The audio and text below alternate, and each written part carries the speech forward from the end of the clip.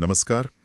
पिछले हफ्ते अहमदाबाद में जो हुआ एयर इंडिया की उड़ान AI-171 के साथ, उसने हम सबको वाकई झकझोर दिया है। हाँ बिल्कुल, बहुत ही दुखद घटना थी वो। तो आज हम इसी पर थोड़ी विस्तार से बात करेंगे। हाँ। हमारे पास जो शुरुआती रिपोर्ट्स हैं, खबरें हैं, उनके आधार पर समझने की कोशिश करेंगे कि क्या हुआ, इसका असर क्या है और जांच कहां तक पहुंची है। जी। तो सबसे पहले हुआ क्या था। ये एयर इंडिया की उड़ान AI-171 थी, अहमदाबाद से लंदन गैटविक जा रही थी। हाँ, विमान था Boeing 787-8 dream liner, VT ANB registration. बिल्कुल। और ये 12 जून की बात है। दोपहर करीब 1:38 बजे, मतलब टेक ऑफ के कुछ ही देर बाद, पायलट ने मेडे कॉल दी। और मेडे कॉल का मतलब है कि स्थिति बहुत ज्यादा गंभीर थी। उन्होंने इंजन थ्रस्ट फेलियर की बात कही, यानी जो इंजन से पावर मिलनी चाहिए विमान को ऊपर उठने और आगे बढ़ने के लिए, वो नहीं मिल रही थी। और टेक ऑफ के ठीक बाद ऐसा होना, ये बहुत ही क्रिटिकल फेज होता है उड़ान का। हाँ, बहुत खतरनाक।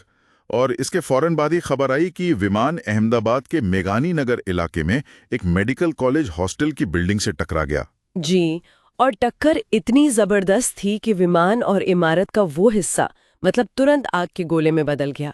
तस्वीरें बहुत भयानक थीं। बिल्कुल। अब आते हैं इसके असर पर, जो कि बहुत भयानक रहा है। विमान में 230 यात्री थे और 12 क्रू मेंबर्स। हाँ, कुल 242 लोग। इनमें से सिर्फ एक यात्री ही बच पाए हैं, विश्वास कुमार रमेश, जो ब्रिटिश नागरिक हैं। वो भी गंभीर रूप से घायल हैं। बाकी सभी 241 लोगों की मौत हो गई। और जमीन पर भी उस हॉस्टल में कम से कम 38 लोगों की जानें गईं और 60 से ज्यादा घायल हुए। तो कुल मिलाकर मौत का आंकड़ा 279 से भी ज्यादा है। ये बहुत बड़ी त्रासदी है। हाँ, और शवों की पहचान की प्रक्रिया भी चल रही है। DNA के जरिए हो रही है, लेकिन वो भी बहुत मुश्किल है। अब तक सिर्फ 125 की पहचान हो पाई है। जी, और उनमें से भी 83 ही परिवारों को सौंपे जा सके हैं। इससे अंदाजा लगता है कि हादसा कितना भीषण था, आग कितनी भयानक थी। अब जांच की बात करते हैं। हादसे के कारणों का पता लगाने के लिए जांच शुरू हो गई है। ब्लैक बॉक्स यानी कॉकपिट वॉइस रिकॉर्डर CVR और फ्लाइट डेटा रिकॉर्डर FDR वो मिल गए हैं मलबे से। हाँ, ये दोनों बहुत जरूरी होते हैं जांच के लिए। CVR से पायलटों की आखिरी बातचीत और कॉकपिट की आवाजें पता चलती हैं, और FDR से विमान के टेक्निकल पैरामीटर्स जैसे स्पीड, हाइट, इंजन परफॉर्मेंस, ये सब पता चलता है। लेकिन क्या आग से उन्हें नुकसान पहुंचने का डर है? हाँ बिल्कुल है, क्योंकि आग बहुत भीषण थी। तो ये चिंता बनी हुई है कि डेटा कितना सुरक्षित बचा होगा, उसको रिकवर करना एक चुनौती हो सकती है। जांच कौन कर रहा है? भारत का AAIB मतलब एयरक्राफ्ट एक्सीडेंट इन्वेस्टिगेशन ब्यूरो, वो इस जांच को लीड कर रहा है। ये भारत की मुख्य एजेंसी है ऐसी जांच के लिए, और उनकी मदद के लिए अमेरिका से NTSB, ब्रिटेन से AAIB और बोइंग के एक्सपर्ट्स भी शामिल हैं। ये एक अंतर्राष्ट्रीय टीम है। अच्छा, और जांच का फोकस क्या है अभी? देखिए, शुरुआती फोकस तो जाहिर है इंजन फेलियर पर है, क्योंकि मेडे कॉल में यही बताया गया था। लेकिन वो बाकी चीजें भी देख रहे हैं, जैसे कोई और मैकेनिकल प्रॉब्लम तो नहीं थी, फ्लैप्स में, लैंडिंग गियर में, पायलट कम्युनिकेशन कैसा था, ये सब चीजें बारीकी से देखी जाएंगी। और कोई शुरुआती रिपोर्ट कब तक आ सकती है? उम्मीद की जा रही है कि शायद अगले 3 महीनों में एक प्रिलिमिनरी रिपोर्ट आ जाए, लेकिन पूरी जांच में वक्त लगता है। सही। इस हादसे के मायने क्या हैं विमानन उद्योग के लिहाज से? इसके मायने बहुत गहरे हैं।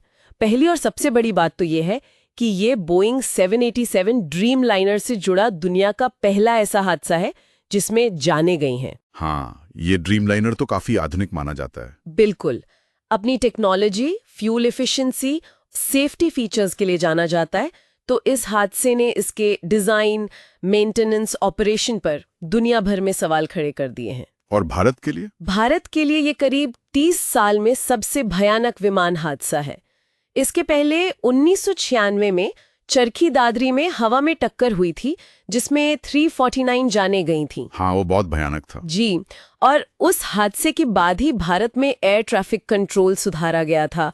विमानों में TCAS मतलब टकराव रोकने वाला सिस्टम लगाना जरूरी किया गया था।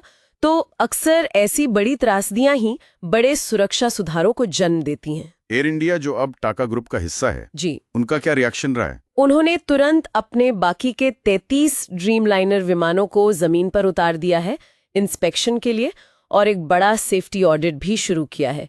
एयर इंडिया के चेयरमैन N चंद्रशेखरन ने भी कहा है कि सुरक्षा उनकी सबसे बड़ी प्राथमिकता है। और परिवारों की मदद? हाँ, एयर इंडिया और सरकार दोनों ही प्रभावित परिवारों को मुआवजा और दूसरी तरह की मदद पहुंचाने में लगे हैं। तो आगे अब जांचकर्ता सारे सुराग जोड़ेंगे, ब्लैक बॉक्स का data, ATC record, CCTV footage अगर कहीं मिला हो, गवाहों के बयान, मलबे का विश्लेषण।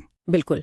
कोशिश यही होगी कि सिर्फ इस हादसे का कारण ही पता ना चले, बल्कि अगर सिस्टम में कोई बड़ी खामी है तो उसे पहचाना जाए और ठीक किया जाए, ताकि भविष्य में ऐसा ना हो।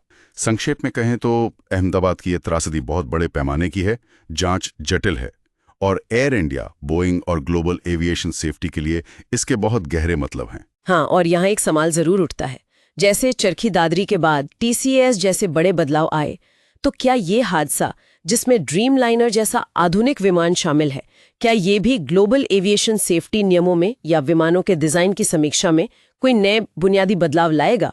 ये देखना होगा, ये एक अहम सवाल है।